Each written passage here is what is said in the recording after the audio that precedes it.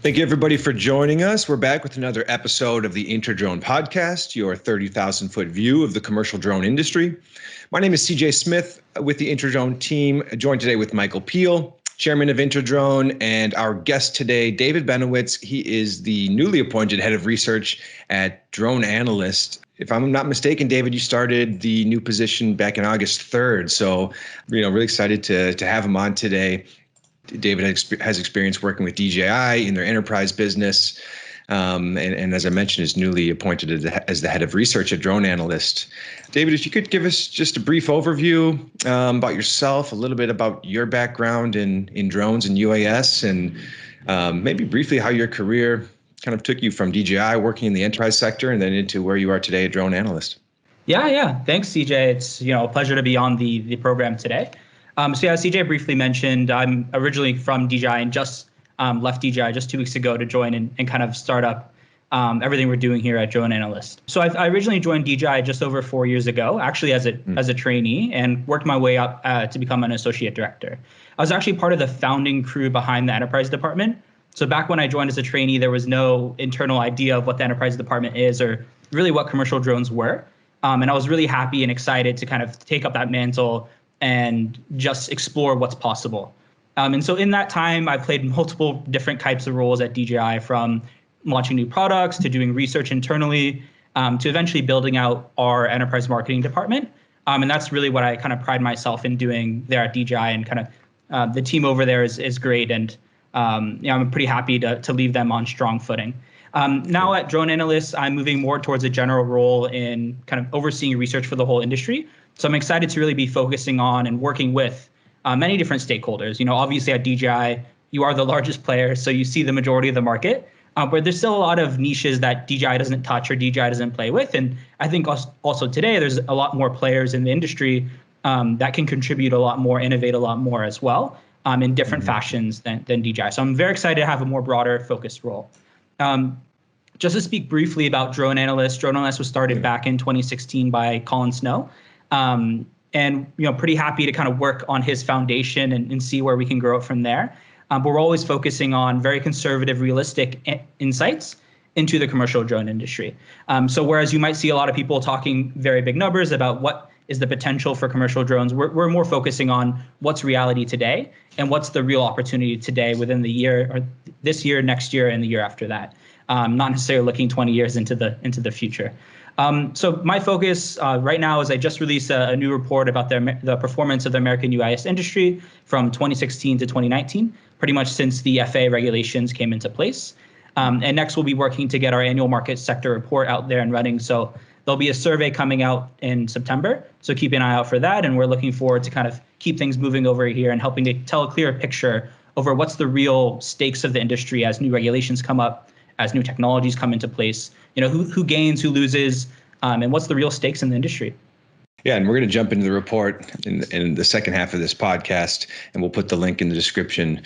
If this is your first time listening to the podcast, we discuss a couple articles from the past week, and then we jump into the interview with our interview guest. This week, we will be asking David about the report, and as I mentioned, we'll dive into that. A couple articles I want to touch on briefly first. So DJI making sweeping cuts and layoffs. And we're going to talk about an amendment that is leading to a likely ban of Chinese drones and kind of what that means for the industry, what happens next. I'm excited to get David's kind of insight on that, and it ties in great with his report about specifically the U.S. drone market. So one kind of funny article I really want to briefly touch on. So this happened in Lake Michigan. So a bald eagle sent a government drone into Lake Michigan. The Michigan State Environmental Agency, which is abbreviated EAGLE, actually lost a $950 drone in an aerial battle. The drone pilot was surveying up in the Upper Peninsula. He looked up and the drone was gone. They were able to actually see the flight logs of the drone and find that it fell from 162 feet at 20.4 miles per hour. And it was kind of laid into a watery grave in the depths of Lake Michigan. So just a kind of a funny article I wanted to touch on, a 2020 story with a little bit of irony involved. So they actually spoke to someone from the wildlife refuge up there too, and she said that eagles actually pose more risk to drones than vice versa. So for all pilots up there, just keep an eye out. But as we mentioned, DJI making cuts. So DJI slashed its corporate sales and marketing team from 180 to 60 person headcount at its Shenzhen headquarters. Its global video production team, once used to highlight DJI drones' filming potential, has shrunk from 40 to 50 people to around 3. And Reuters asked DJI about this, and the spokesperson at DJI said that the 2019 structure of the organization was becoming unwieldy to manage after years of strong growth. The spokesperson said they had to make some difficult decisions to realign talent so they can continue to achieve business goals during challenging times. So, David, I know we spoke right before this, and there's some things you can and cannot say, of course, after previously working at DJI. But when you see news like this with these layoffs, what do you make of it? When I talk to some of my friends and family that are not in the drone industry during COVID, they're all saying, wow, drones must be doing really well right now. I think they see the Forbes article or a Time magazine article, and they think that things must be really moving for this industry. But when we see the biggest player making cuts like this, it can be telling. So what do you guys make of this news? Yeah, I mean, so as you mentioned, there's not too much I can share about my specific experiences, but just about my overall thoughts is I think there's a lot of truth in both the article and also in the comment from the spokesperson. I'm not sure on how accurate those numbers are specifically, but DJI is one of the first, if not the first, large Chinese company to really make its stand in the international market. And with that comes a lot of challenges in how you do manage an organization of that size. Right. The upper management are Chinese nationals, and they're managing an organization with a lot of sales and sales potential in Europe and America and everywhere else. And so there's just a lot of pain and also struggles that come with making that type of organization, and kind of with the unique culture at DJI. And I can speak a little bit to that, of just being very scrappy, trying to build internal talent instead of looking towards outside. And a lot of times that means you're hiring a lot of people that you don't really know why you're hiring them. And they kind of do what they do. And you're like, oh, we didn't really want to do that necessarily. And just the nature of the whole organization being so grown from the grassroots, there is a lot of, I guess, pain in any organization that's trying to go through those kind of growth spurts, and has really dominated the market and grown so much over the years. That very much reminds me of Google on one side, because early Google was completely freewheeling. There was actually barely any middle management staff. So there were a lot of kind of, well-developed talents, geniuses in any right, that were just allowed to do their own thing, but they didn't necessarily make the company money. And they went to kind of this Berkshire Hathaway model of, Alphabet. That's what that was about, allowing certain kind of projects to live and die on their own. So DJI, clearly, I mean, there's some big differences between those two companies, but I mean, it must have been rapid acceleration of growth, because when CJ first started, I said DJI owned more of the drone market than Apple ever owned of the smartphone market. Think about that. It's just kind of crazy, the level of kind of fast growth that must have been going on, and pulling in some of the greatest talent, I would expect. So, but does that talent actually fill a necessary business need?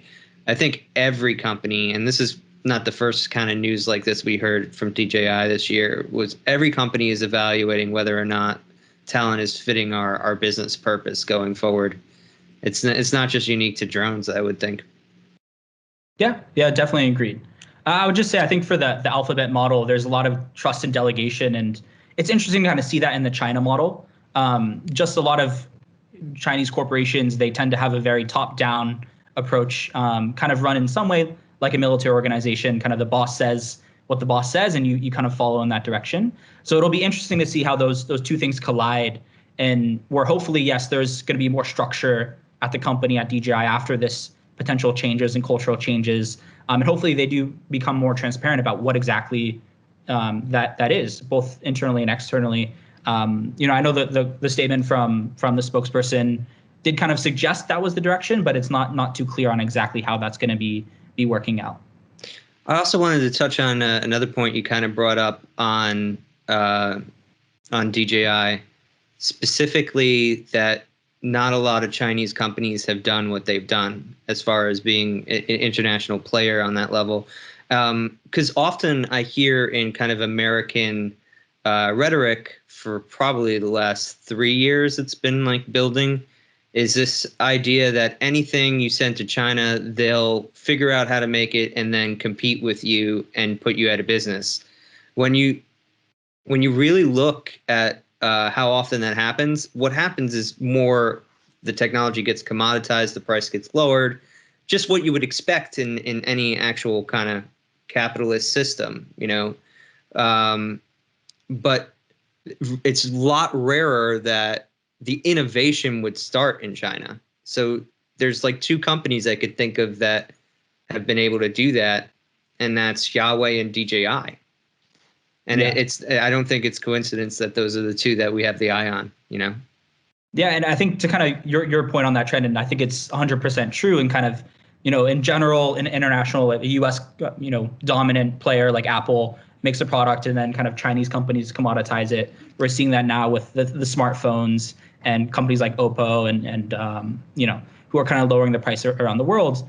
I would almost say the drone industry is even more interesting in that same light, and I haven't really thought about it from that angle, which is kind of this dominant Chinese player pushes out a technology to the international market, and they themselves are commoditizing it. I mean, there are lower prices in the market today, even though there's not competition, just because DJI is doing that all internally, right? I mean, drone prices have certainly decreased over the past few years.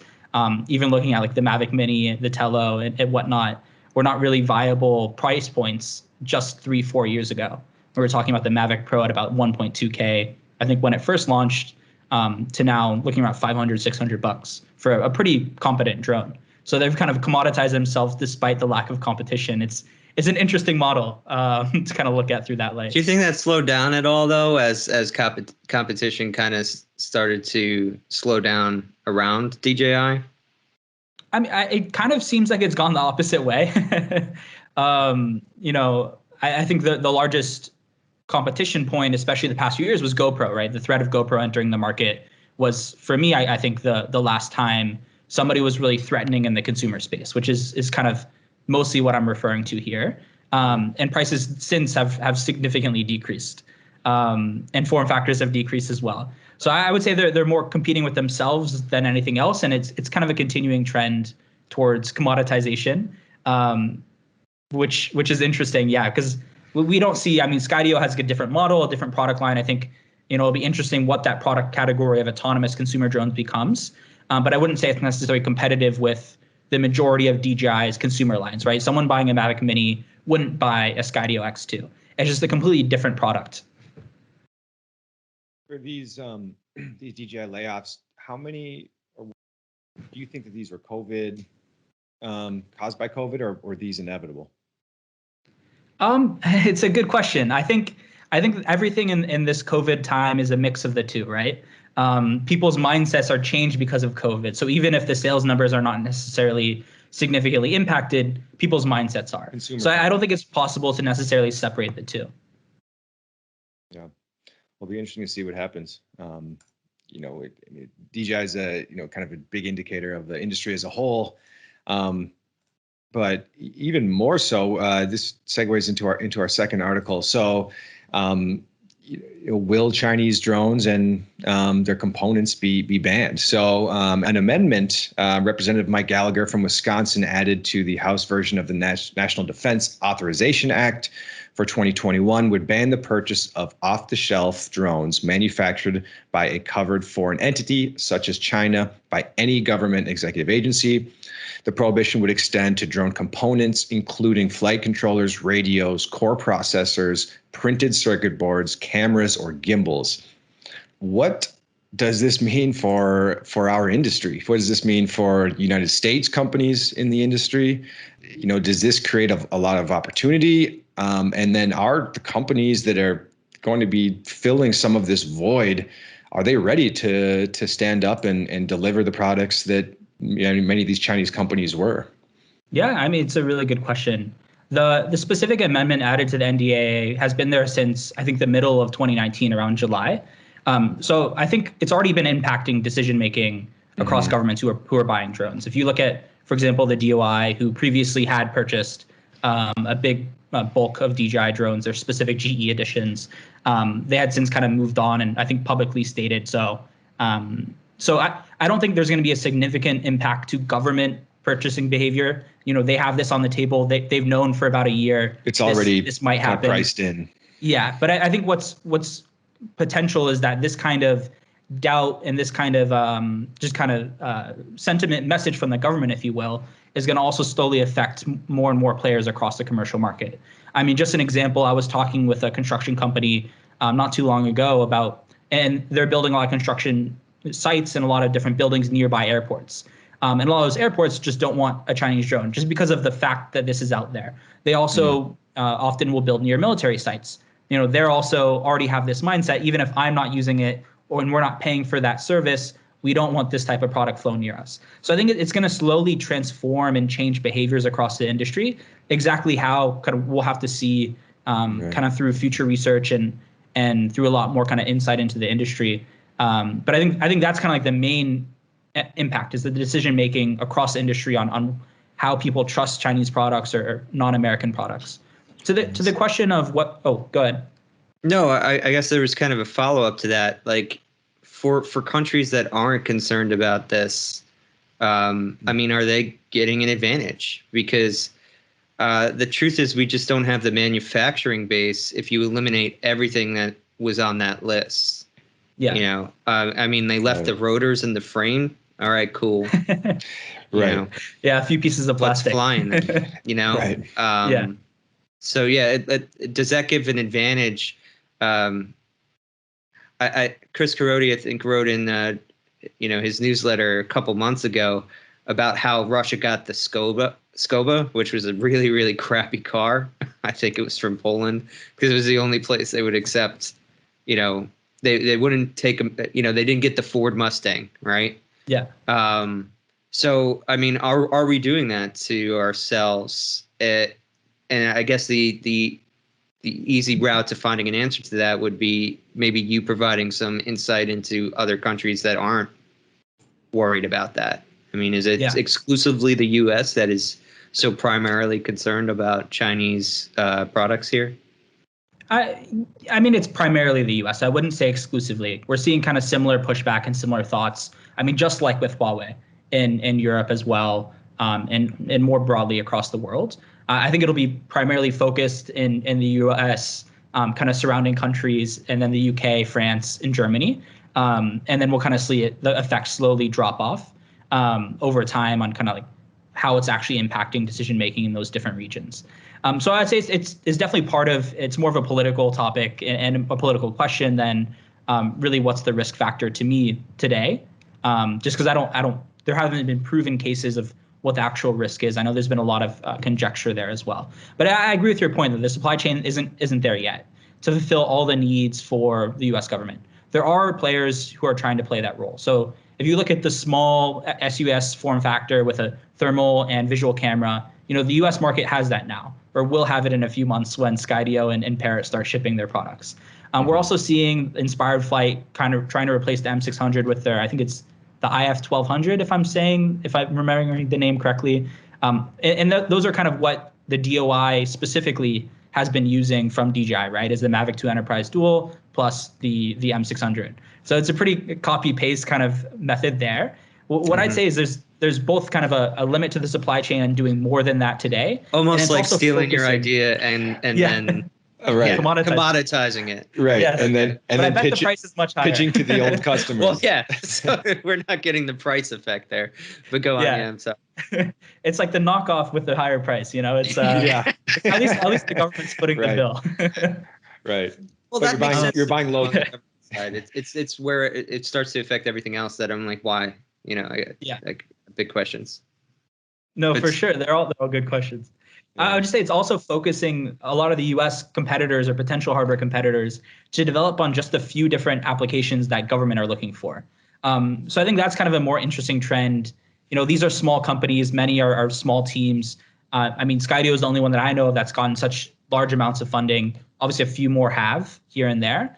But when are they really going to be able to compete in the surveying market or the public safety market or the energy market more holistically against DJI instead of narrowing down on these few key areas? Because when they do start going to the commercial market, they're all competing around similar price points in similar verticals as their other American counterparts. And it'll be a slow burn from there. How many of them are viably going to compete in the same exact vertical? When you see a lot of products in the same thermal plus visual form factor, just copy pasting what DJI's gotten done a few years ago, it's going to be interesting to see who survives and where they go next.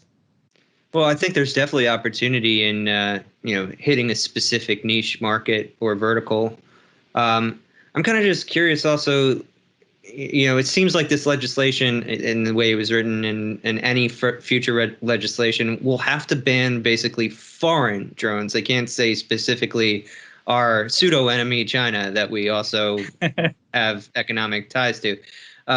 So at some point, it's also kind of blocking us from other countries who might be more, I guess, allied with the United States vision of the world, from them being able to sell to us. I think that's why you're seeing some of those countries create or foreign companies create completely isolated U.S. branches that aren't, they're independent businesses just so they could actually build for this market. Assumed U.S. spec. Definitely. Yeah, I would even take it a bit further. If you kind of look at the thermal space and kind of look at just, for example, FLIR. The U.S. government has denoted that certain FLIR cameras above a certain frame rate are dual-use technologies. So they're core, and they're also core technologies for the U.S. military. In that regard, they can't ship them or even sell them to regions all around the world. So in general, it falls under a specific trade pact. Sorry, I don't remember off the top of my name, which is essentially like the Western world versus the rest.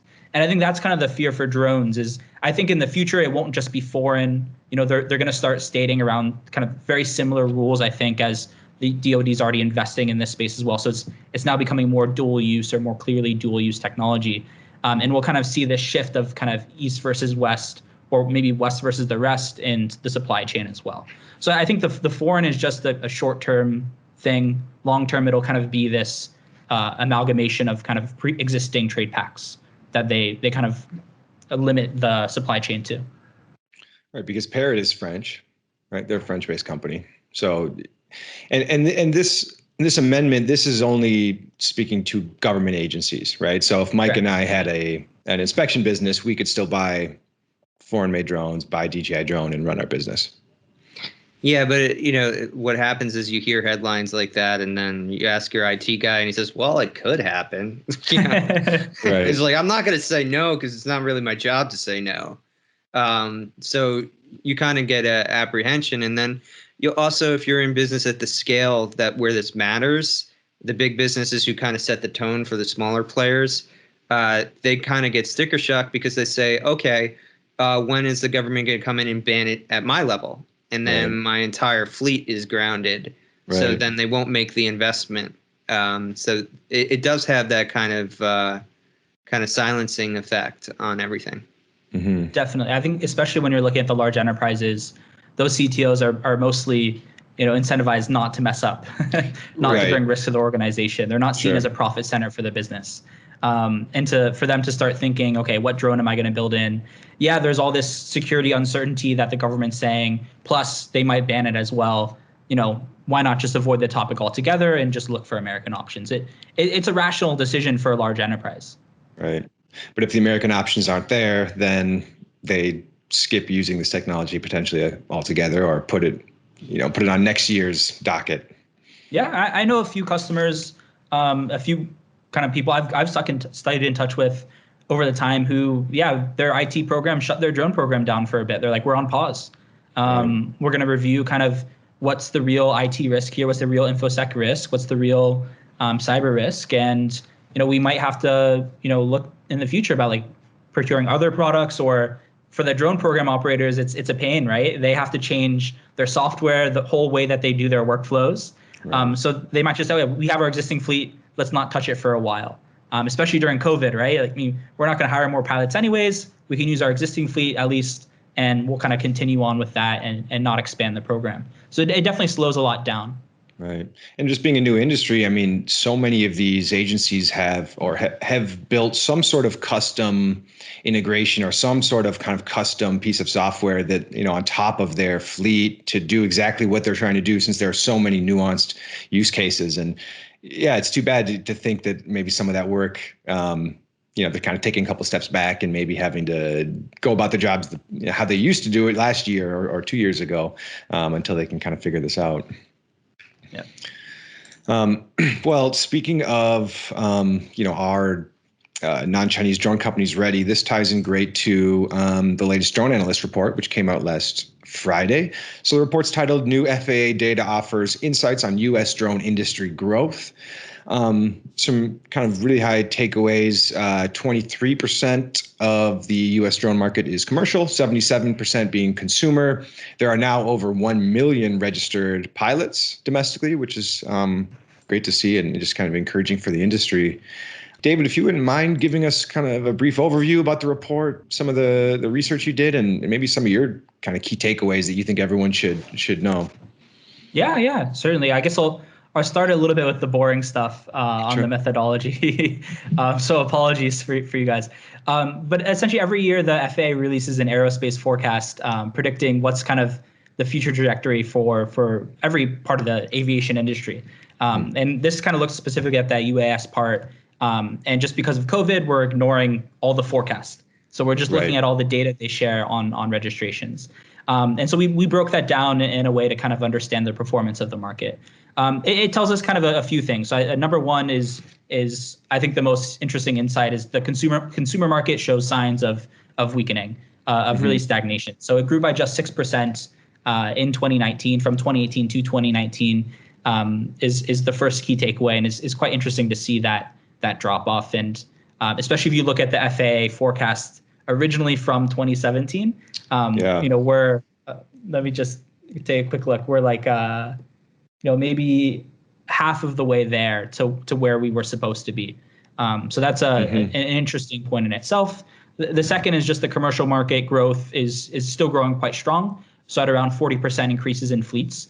So that says, it's lower than 100% growth that we saw in the previous years. But I think that's a pretty good sign that the commercial market still has a lot of legs to grow.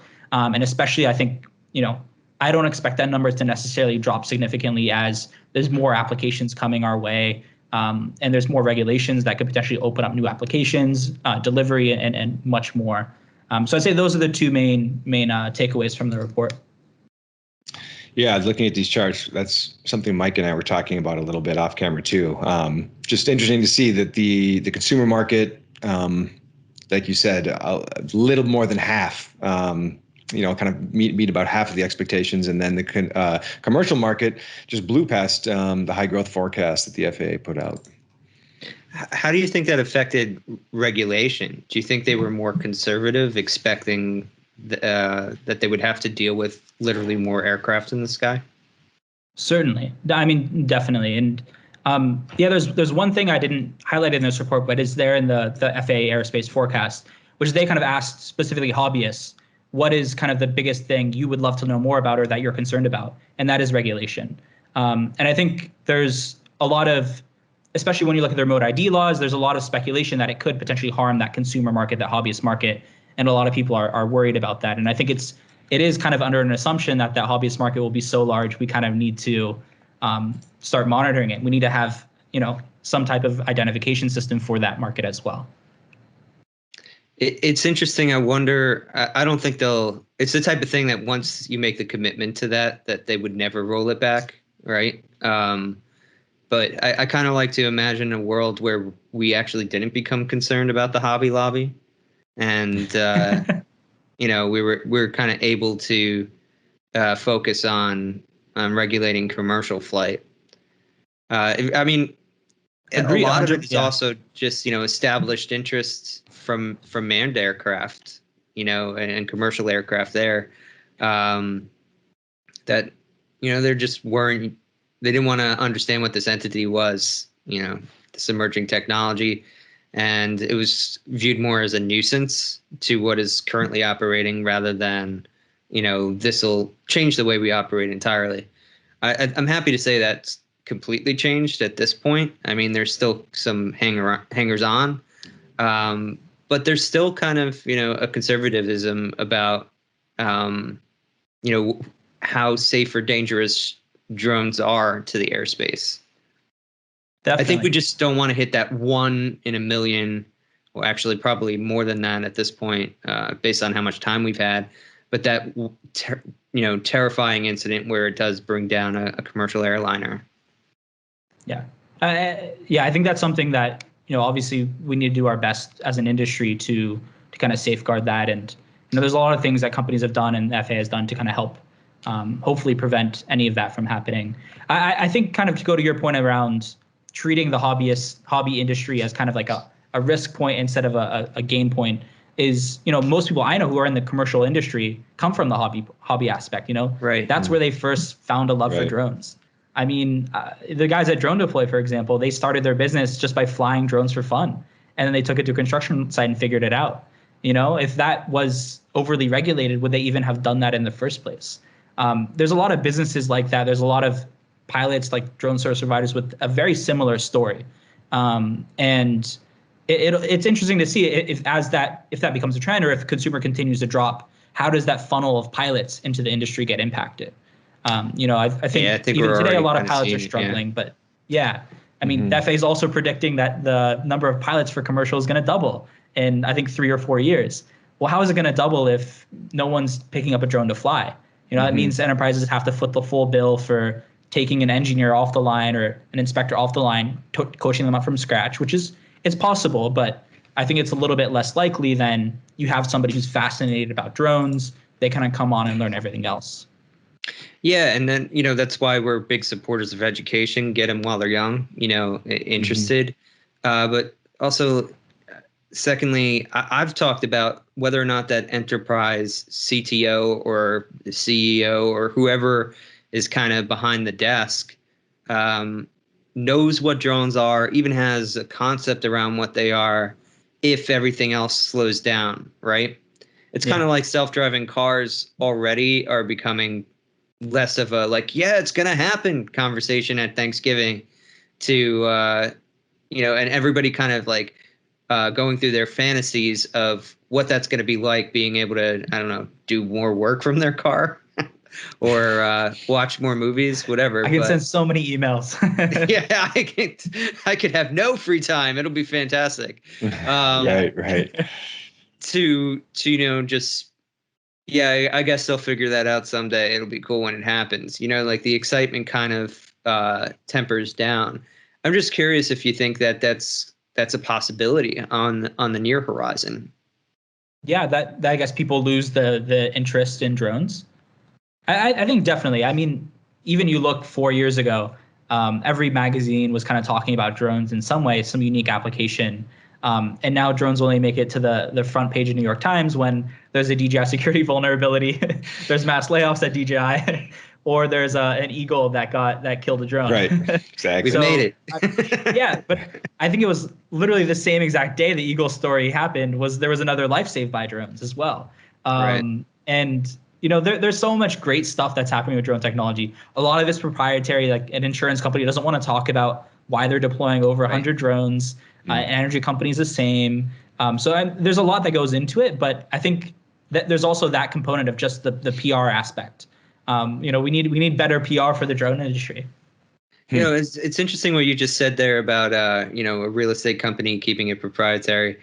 We found a great real estate speaker from one of the firms once, and basically he had to cancel because a previous talk he had done set up red flags, no, you're sharing information about how we do business, and that's our advantage. But we also saw similar things in the energy sector for years, but last year that really kind of started to crack. you have to get to that point where everybody knows that the other company is running a drone program. So there's no harm in talking and actually bragging about what you're doing. We haven't gotten to that level yet with every kind of sector, I don't think. Yeah, I think it also happens with just those sales relationships also need to improve. I think at any corporate, there's kind of a internal promotion aspect that happens and why a lot of these people start drone programs, right? So if that guy who started the drone program eventually gets promoted, he wants to kind of keep on working his way up by kind of spearheading and shouting about everything he did. You just need to kind of work on those relationships. And there's just, because of the sales process of the drone industry, I just feel a lot of those connections haven't happened. Just because a lot of the commercial industry is still working through the distributor model. So a lot of those distributors don't have the incentive to necessarily push out a big national story about a client that they have. I mean, that's something I saw from my time at DJI, and it's kind of an interesting way. I mean, it's not a typical enterprise sales industry in many ways, because so much of the sales are done through distribution. Right, and there's only a small kind of cohort of firms that do that. Like Precision Hawk, that's what they would do. They would literally provide end-to-end services to an enterprise with a real kind of enterprise sales cycle attached to it.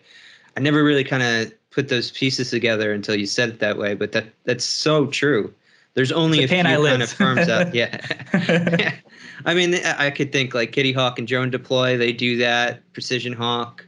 I'm sure there's many that I'll forget to name here, but it's still not, I mean, what it takes them to get a single client, because those clients are huge money. I mean, they have to deal with an enterprise adoption cycle that could be 2 years, right? Or longer. You get your foot in the door. Now you have to prove yourself for 3 years before we give you a contract for the rest of it, right? Yeah. Colin Snow, your predecessor in that role, we talked about that in InterDrone 2017. How everybody was talking about, what was hurting enterprise was what adoption was this or that. So what was it hurting enterprise adoption was just enterprise adoption. Those cycles are long. So if you're expecting something to blow up the same way that the smartphone did, you're being unrealistic, because there's so much less friction to that purchase. It's like, did you get somebody to have FOMO if they don't have the device? Okay, they'll buy it. Right. They're not thinking, well, what's the security risk of this phone? Clearly. Yeah. Right. Yeah. And that's why a lot of the topics we talked at the beginning of this podcast are kind of so critical, because anytime you slow down that conversation with a cybersecurity risk or with kind of questions on where are my products coming for, are they safe? Is this something I can invest in the future? And, that cycle gets longer and longer, right? So if it started at 3 years, maybe now it's 5-6 years because they were on hold for a year. The management changed. So now the new guy has no idea about the drone program. And then it kind of starts over again. So yeah, it's a lot of things that make enterprise sales super slow, and this type of publicization of their applications incredibly slow. Right. So, but there's certain industries that the gains are so clear, right? Like that the reduction in cost just becomes amazing. So how come that's not kind of being spread around at a faster rate? Because you would think if you're reducing costs by, I think one case was, like 50%. What's the harm in scaling or trying more of it? Yeah, I think it just takes time. Like there's a lot of things for like a large enterprise, right? Like if you're looking at a company like BNSF or UP or I don't know, like a Shell or like some type of large enterprise like that, they kind of start at the POC stage, is maybe even not an official, drone program at that stage. They prove out the value, then they sort of pitch it up the chain, and then you eventually hit kind of a division of aviation, or you hit some type of risk department, or maybe the IT department, and then you come to an assessment stage. Okay, do we have the right insurance for this?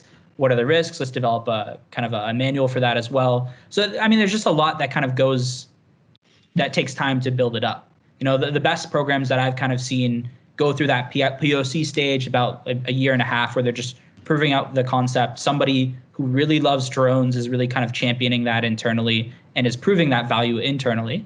And yeah, maybe they go external once in a while to talk about it, but their PR department's not in on it. And then they pitch it up internally. Then they go into that standardization phase, which is going to take a year and a half. They go into a training phase where they're all heads down those guys don't want to talk about their drone program because they have way too much work to do. Because they're probably not given the official title or the full role of drone program leader. It's an added on thing. They're like, what did I do to myself? Yeah, right. and so it just takes time, right? They're like, what are we doing? So I don't want to talk to anyone right now.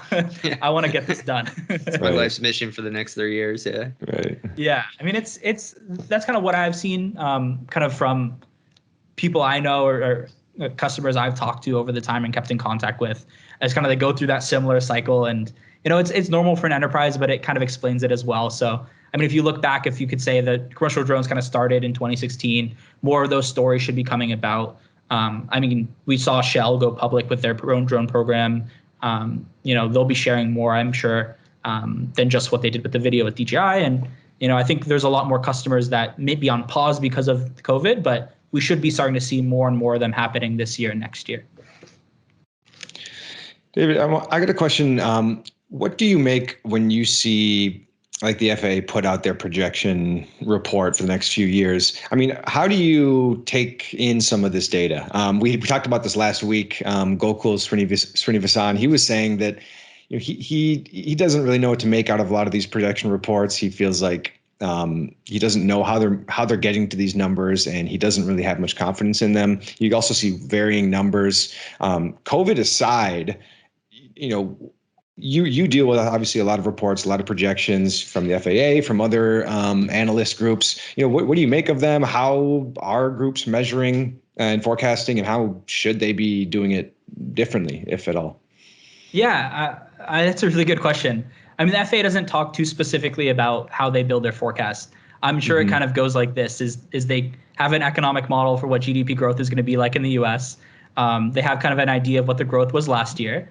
And they build a very simple forecast around, okay, here's the growth of the whole economy this year. Here's kind of a leveling off of last year's growth. And that's where we're going to get. And based on the economic growth of the US, that's going to determine how fast it's going to level off or not.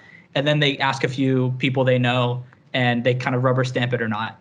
So, I mean, that's how I'm sure it's done. And that's how a lot of forecasts, in the world are done, actually. And, right. In general, you're going to have a regression to the mean, so it's going to be right, most of the time. So I mean, there's that aspect of it. I see those earlier forecasts as the most interesting, just because at that time the FAA couldn't even use that model, right? So they're just saying from our conversations and the people we've talked to in the industry, what are our expectations for the market? So I wouldn't say it's guaranteed, but it's more interesting in that it kind of fits the larger stakeholders in the industry, their expectations for where drones are going to go. So that's why I find that the most interesting aspect. They're not the Bible. It's not going to tell us how many drones are going to be purchased next year, but it is an interesting in kind of sizing up expectations, especially at those early stages versus now. But moving forward, forecasts when you have data from 4 years are pretty easy to do. It's I'll bet they'll say it'll grow by 4% next year, something like that. It's if you're kind of going through that typical model. And do you think a lot of these forecasts take into account regulation? Are they forecasting something, if we're talking 4 years out, are they forecasting for a post-regulatory defined world potentially? Right? Because how can you forecast what the delivery market will be in 4 years if we don't have all the end-to-end regulation figured out? BVLOS, remote ID, and how can you say the drones are going to make up 5% of domestic deliveries if we don't have that regulation in place? No. So the FAA does, and I know a lot of forecasts do kind of consider it and kind of think about what's the growth factor of that regulation, and it kind of being a yes or no equation. And if it hits, then it's going to be X% higher than what it would be before. The FAA forecast, just because they also control the regulations, right? That's what I was kind wondering. of refer to the impact of those regulations. So yeah, one part they kind of note is how they expect a lot more expensive drones to kind of take off and kind of be the majority of that takeoff in the commercial drone space because of the opening of like package delivery and stuff like that. So while they're not saying exactly when those regulations will become available, just because they're still figuring that out, they do kind of take into account at least what the impact could be. So you've been in the industry a long time as far as such a young industry is concerned. What still gets you excited about drones? I mean, you're still here, so something has to, right? Yeah, I mean, it's a nice little home. This industry, it's an interesting place. I'd say like kind of number one is the people and kind of the characters you see in the drone industry are very exciting. And I think especially right now, it's kind of we're in between so many things that I think are going to change the industry when we're waiting for regulations and we're kind of seeing more competition arise. So we see a player like Skydio talking about automation. I don't think automation is going to be all flights are going to be autonomous next year, but I think that's going to fundamentally shift the whole space of the drone industry, and even how these non-DJI competitors are playing is going to also shift how the market is structured as well. So I mean, there's that's interesting to me. There's the regulations, the potential for deliveries, but I'm not so gung-ho about deliveries as I think a lot of other people are in the industry.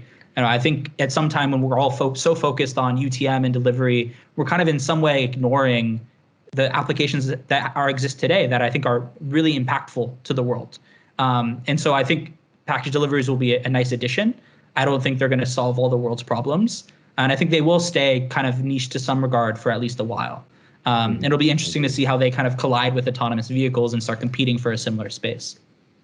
So it's interesting. I see UTM as extremely important at kind of a fundamental level for alleviating fears for non-drone people. I think that becomes a linchpin for a lot of other things. But I also totally agree with you, because I guess it might be my prejudice from the kind of corner of the industry that the show was birthed from, but that there's so much in terms of drone operations going on today that are being refined that people will ignore because it's not UAM or whatever they're calling it today, AAM. It's not sexy, right?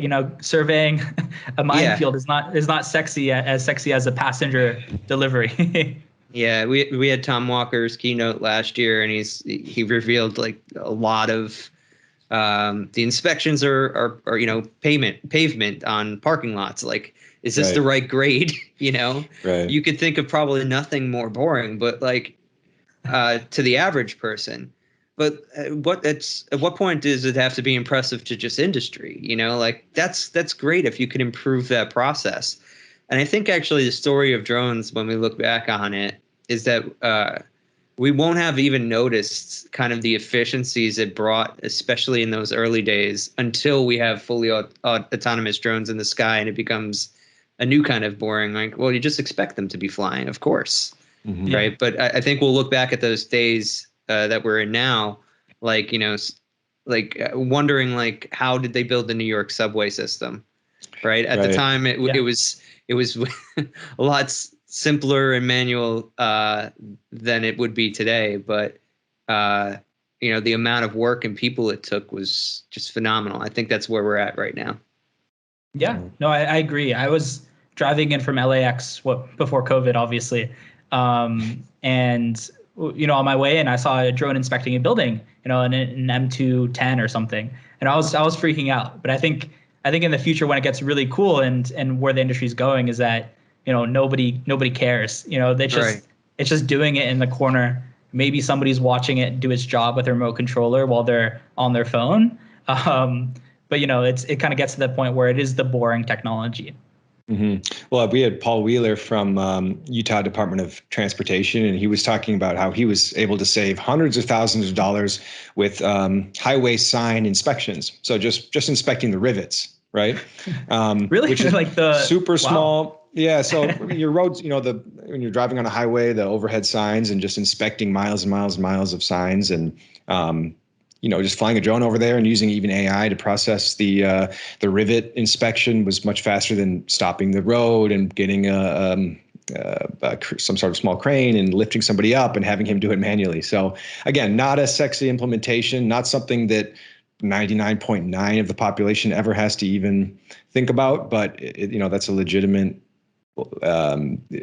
money saving, cost saving, time saving, and it's a safer way of doing the job. I mean, I don't know if the other two people on the call right now remember how horrific the internet was when it first started, where it was just everything was so slow. It wasn't until about, I would say, 2005, 2006, where the internet really started working, like actually functioning. Right. And that rivet story reminds me of just these minor improvements that we see on our phones over time, like where things load a little bit faster, or the button's just in the right place because your thumb's always there, that type of thing that just improves the feel of the whole process. It's awesome that we're able to do things like that already, right? And I think what's gonna, when you look back on this, it's gonna be a lot of money that is just not wasted anymore. Completely improve the process for the humans. That's really kind of the end goal here. Right. Yeah, kind of replacing those the 3Ds, the dull, dirty, dangerous jobs, and nobody's looking at those. I mean, I know they have the truckers, the show about the truckers and everything, and all that, but I don't think surveyors get their limelight. Ice road surveyors. And I've met so many cool surveyors, but so much of the world has no idea. I didn't know about surveying at all before I joined the drone industry. We take it for granted. Yeah, you take it for granted, and it's so much of the world. Same thing with kind of remote sensing of farms. Like, who knew farmers need satellite data? I don't think they teach that in school. It makes sense, but how much of the average person really sees what drones are replacing in some way? Right. And now maybe more farmers are embracing that data, right? And they're embracing kind of these drones for collecting data and making them better at their jobs too. So opening up new doors.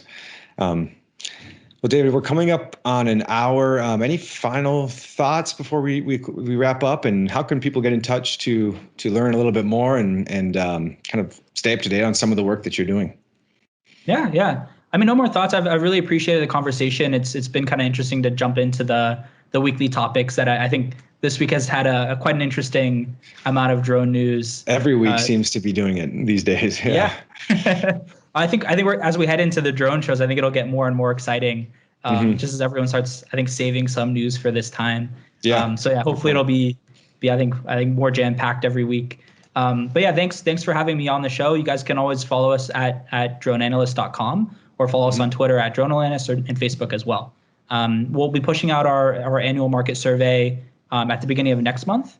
So if you're a drone purchaser, drone buyer, we'd obviously love to hear your responses and kind of where you're at in the industry, so we can better understand kind of the competitive landscape that we've been referring to, right? How have those purchasing decisions changed with the NDA bill in place?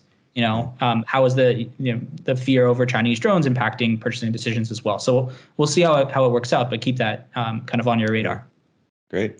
Yeah, well, thanks a lot. We'll put the link to last week's report in the description of this podcast, and we'll put your website and social media links there as well. And we'll push out the survey so that our audience and our pilots can kind of let drone analysts know about what's going on in the industry, and we can get some of the most valuable insights. So thanks again for being here, David, and tuning in all the way from China, from Xinjiang. So appreciate it, fitting us in. And this podcast will be on YouTube, Spotify, SoundCloud, Apple Music, wherever pods are casted. So thanks again, everybody, and we will see everybody next week. See you later.